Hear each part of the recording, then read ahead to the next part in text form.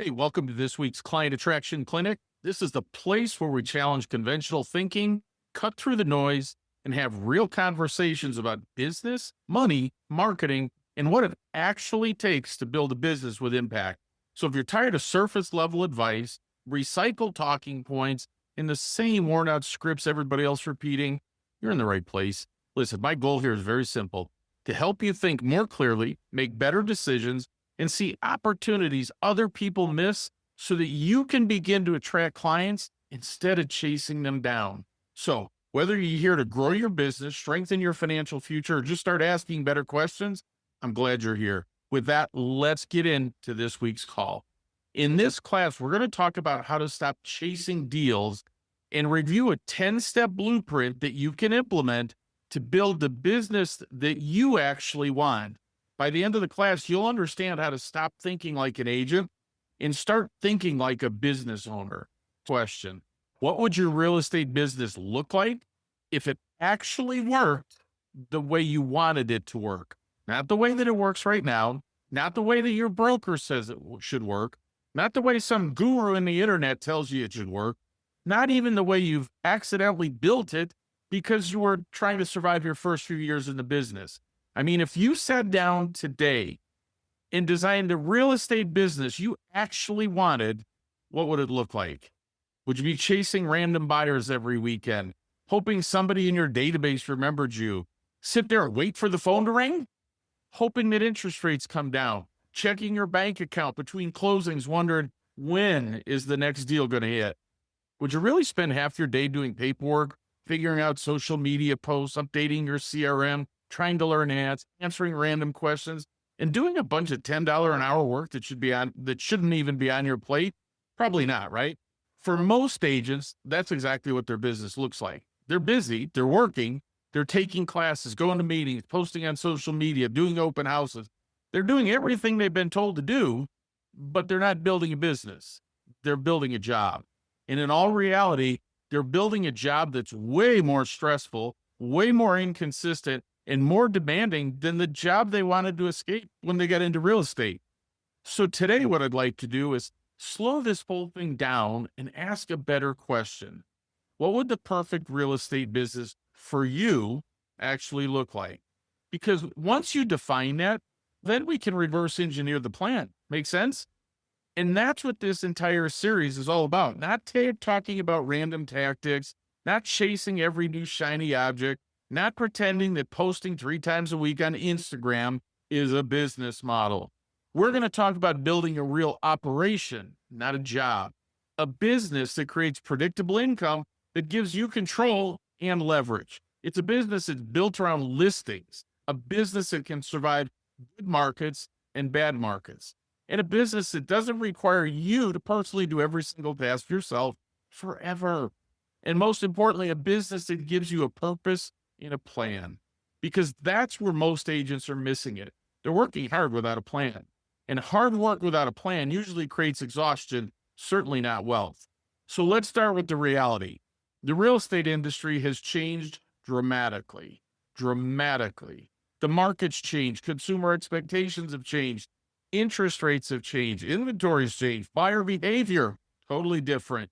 The commission conversation, that's changed, hasn't it? Lead costs have changed, and the level of competition, that's changed. So the old way of doing business is not going to be enough. The old way was simple. Get licensed, tell everyone you're in real estate, post a few listings, go to some meetings, work with some buyers, hope your friends and family refer you, buy a few leads if things get slow, try to get a listing when one falls in your lap, and then basically repeat that cycle forever. Now, that worked for some agents for a while, but listen, that's not predictable. It's not a business model. It's not scalable. It's not controllable. And it's definitely not the foundation for a seven-figure business. So the first shift I want you to make is this. Stop asking, how do I get another deal? And start asking, what business am I actually building? Because those are completely different questions. The agent who is only asking, how do I get another deal, will usually chase whatever's in front of them. A buyer lead, a rental lead, a random referral, a low probability internet lead, a cold prospect who doesn't know them, trust them, or value them. And listen, I get it. You have bills to pay. You need closings. You need income. You need momentum. But if you never graduate from chasing the next transaction to building the actual machine, you're always going to stay strapped. Unfortunately, that's a trap that most agents find themselves in. They're in production, but they're not in control. They have deals, but they don't have predictability. They have activity, but they don't have leverage. They have a license, but they don't have a business. So let's talk about what a better model looks like. So if we're designing the perfect real estate business, the first thing I'd want is simple. I'd want a business that thrives in good markets and bad. Because if your income only works when rates are low or inventory is moving, buyers are excited, and sellers are easy to find, then you don't have a durable business, because that's not the reality. We need to operate in reality, folks, not hope. You have a market-dependent business, and that's dangerous. See, the market is simply not always going to cooperate. It's not now, is it? Interest rates are not always going to be ideal. Inventory is not always going to be balanced. Buyers are not always going to be motivated. Sellers are not always going to be easy to convince. So your business can't be built around perfect conditions. It must be built around strategies. Now, that means you need to know who you serve, where to find them, what problems they have, what message matters to them, and what system you're going to use to stay in front of them consistently. See, the agents who survive market change are not necessarily the agents who work the hardest. In my experience, they're not the ones that work the hardest at all. They're the agents who build the most strategic businesses. Second, I would want a consistent, reliable source of referrals. I mean, think about how powerful that could be. So imagine if you had sources sending you business every single month, not by accident, not once in a while, not because you got lucky, but because you actually had a referral system. Past clients referring to you, local businesses referring to you, financial professionals referring to you, attorneys referring to you, right? Divorce and probate attorneys, estate planners, senior service providers, other agents in other markets referring you, people in your database referring you. That would change everything, wouldn't it? Because referral business is different. Referral business usually comes with more trust, the lead's warmer, the conversations are easier, the conversation is stronger, and the relationship starts at a higher level. But most agents don't have a referral strategy, let alone a system. See, they have referral hope. They hope somebody remembers them. They hope somebody says their name. They hope a past client sends them a friend. They hope their sphere thinks of them.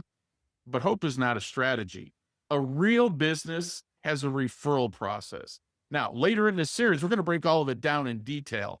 Third, the perfect real estate business would be listing center. Listen, I know a lot of agents don't like hearing that, and I'm not saying buyers are bad.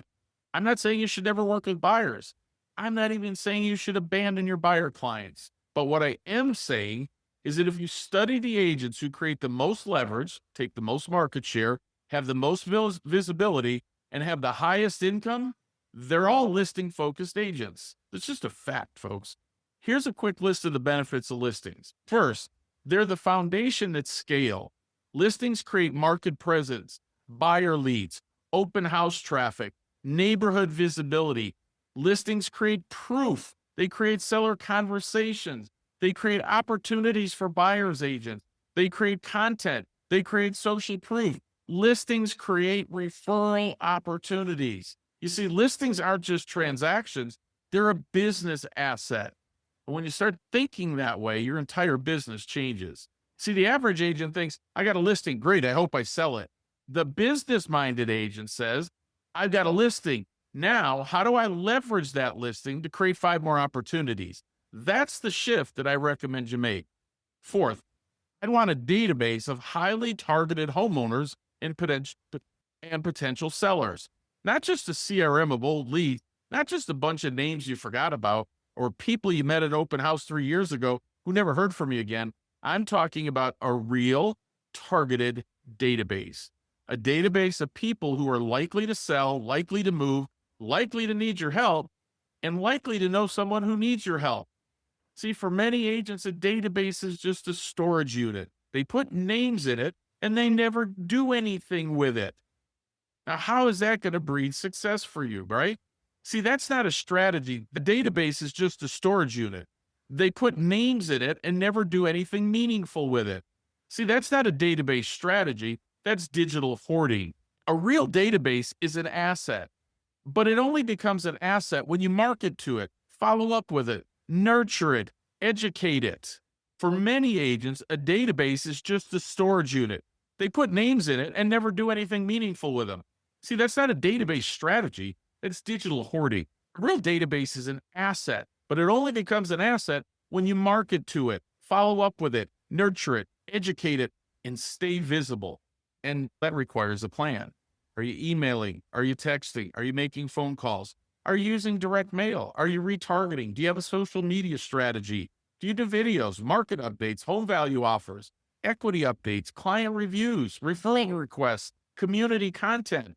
See, a database without communication is simply not a business asset. It's just a list. And a list doesn't pay you.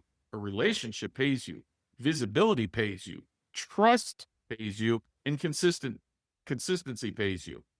Fifth, I'd want consistent sources of low-cost leads. Now, let me just be clear here. I'm not against paid leads. I'm not against advertising. And I'm not against online lead generation.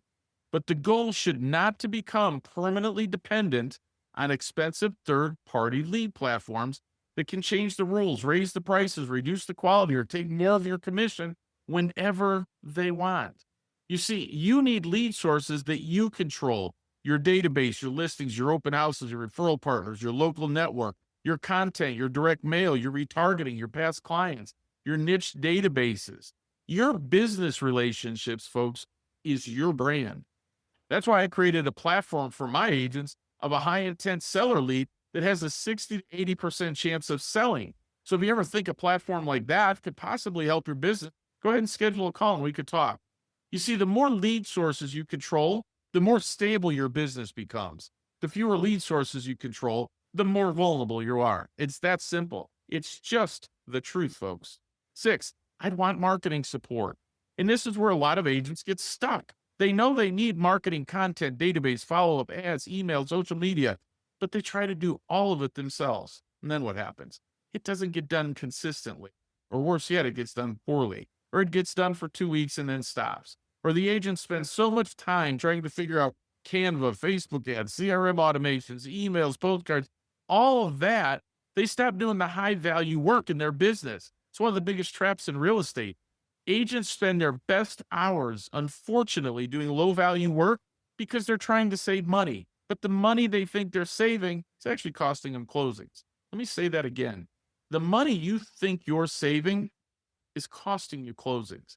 If you spend 6 hours trying to design a postcard, that's 6 hours you are not having listing conversations. If you spend 4 hours trying to figure out an email automation, it's 4 hours you weren't building referral relationships. If you spend all weekend trying to create, social media graphics, that's time you weren't meeting sellers, following up with leads, or improving your listing presentation.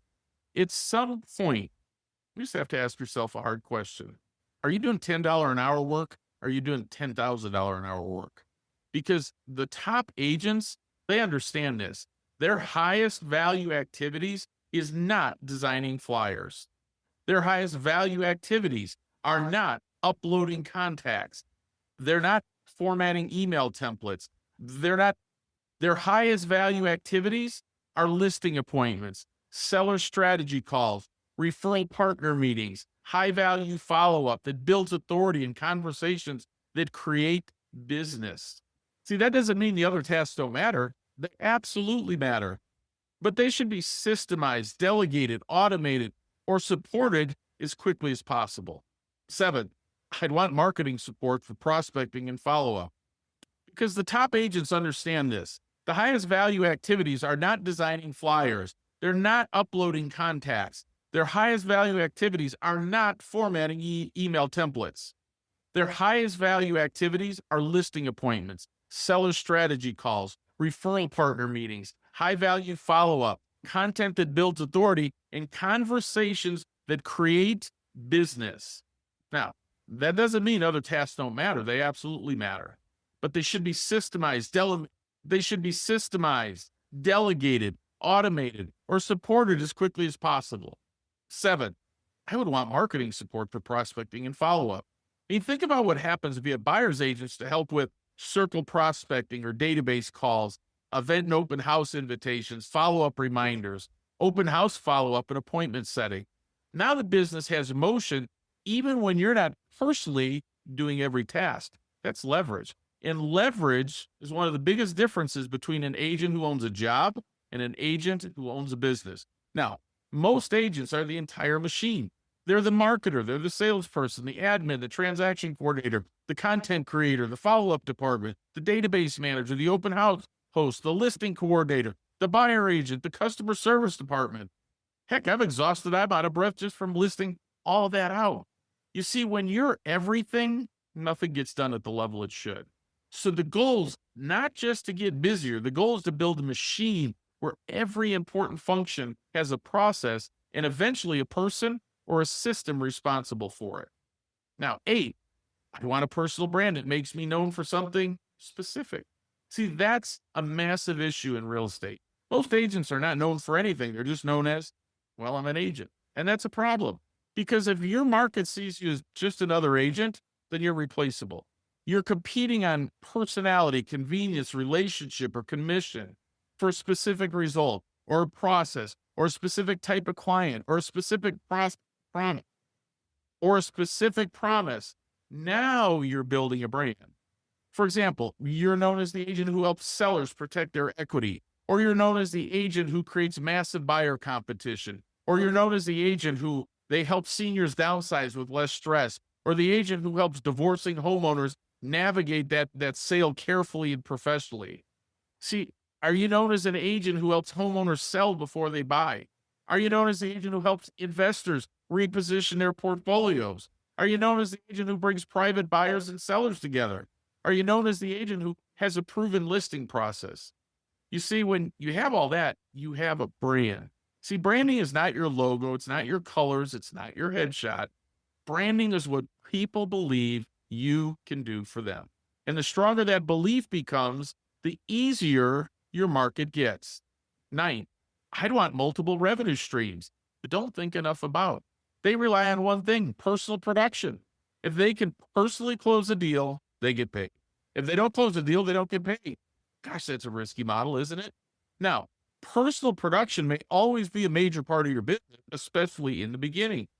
But as you grow, you should start thinking about additional revenue streams, referral fees, buyer agent splits, team overrides, ancillary service relationships. Of course, they got to be compliant. Coaching or training income, if that fits your model. Investment opportunities, partnerships, revenue share opportunities, depending on your brokerage model. Listing leverage that creates buyer side referral opportunities. The point is not to chase everything. The point is to stop thinking like a salesperson and start thinking like a business owner who asks, how many ways can this business that I own create income? You see, an agent stuck in survival mode is always asking, when's my next closing? See, those are very different questions. 10th, I'd want a business that gives me control of my time. Because what's the point of making more money if the business owns you? Seriously, what's the point? You see, if you make more money, but you're always stressed and you're always available, and you're always behind and you're always reacting and you're always missing family time, always working nights and weekends and you're exhausted, is that really how we would define success? I don't think so. What do you think? See, a real business should give you more options, not fewer, more freedom, not less, more control, not less, more peace, not less. Now, let me be clear. I'm not saying you don't work, and I'm not saying this is easy. I'm not even saying you can build a serious business with no effort. That's nonsense. You have to work. You have to focus. You have to make decisions. Here's the key, though. You need to build systems. You'll have to do things you may not feel like doing, but the work should be leading somewhere. The work should be building an asset. The work should be installing systems that reduce chaos over time. You see, if you've been in the business for 5, 10, 15, or 20 years, if you've been in the business for 5, 10, 15, or 20 years, and every year feels like starting over, something's wrong. You shouldn't have to restart your business every January. You should be building momentum, a database, a brand, building referrals, grabbing listing inventory, building relationships, building proof of results. You need content systems and, most importantly, leverage. Here's the hard truth, folks. Most agents never build this because they never define it. They just keep doing whatever's in front of them. And when you only do what's in front of you, urgent always beats the important. A buyer wants to see a house, so you go. A lead comes in, so you chase it. A deal has a problem, so you react. A client has a question, so you stop doing everything. A lender needs something, so you handle it. A transaction has a deadline, so you jump. Now, some of that's just part of the business, but if your entire business is built around reacting, you'll never scale. It's critical that you install proactive lead generation systems and a referral system along with listing systems, an open house system, a database system, follow-up systems, consistent content system, and a proactive business plan. See, that's how you're going to move from chaos to control. Now, let's talk about the mental shift that has to happen. You see, you're not just a real estate agent, you're now the CEO of your business. That means you and only you are responsible for the model. You're responsible for the message, the systems, the standards, the numbers, the offer, the client experience, and the strategy. And that's the good news, because if you're responsible, that means you're also in control. You may not control the market or interest rates or inventory or what Zillow does or what your competitors do. You don't even control the economy, but you do control your plan, your positioning, your follow-up, your database, your referral strategy, your listing process, your daily schedule, your standards. You control whether you keep doing low-value work or you start building leverage. And that's where the opportunity lies. So here's what I want you to do after this episode. I want you to take out a piece of paper and answer these questions. Number one, what would my perfect real estate business look like? And I want you to be specific. How many closings, listings? How much money do you want to make? How many hours a week do you want to work? How many weeks off per year? What kind of clients? That's an important question. What kind of listings? What kind of support? What kind of reputation? What kind of referral network? What kind of database? What kind of daily schedule? Folks, that requires you to sit down, take out a piece of paper, and think this through. Number two, what part of my current business is farthest away from that vision? Is it lead generation or lead conversion? Is it listings or branding or referrals or operations or delegation or follow-up or time management? Number three, what am I doing right now that's a $10 an hour work? Be honest. What are the tasks you should not still be doing? What are the things that could be delegated, automated, templated, or eliminated? Number four, what are my $10,000 an hour activities? Now, for most agents, those are your listing appointments, your seller conversations, your referral partner meetings, the high-value follow-up, content that builds authority, lead conversion, and strategic business development. Number five, what business am I actually committed to building? Not interested in building, not thinking about building. That's someday I'll do it. Committed to building, because there's a difference. Interest gives you ideas. Commitment creates change. So as we close today, I want you to understand something. This is not about motivation. Motivation fades. It's about architecture.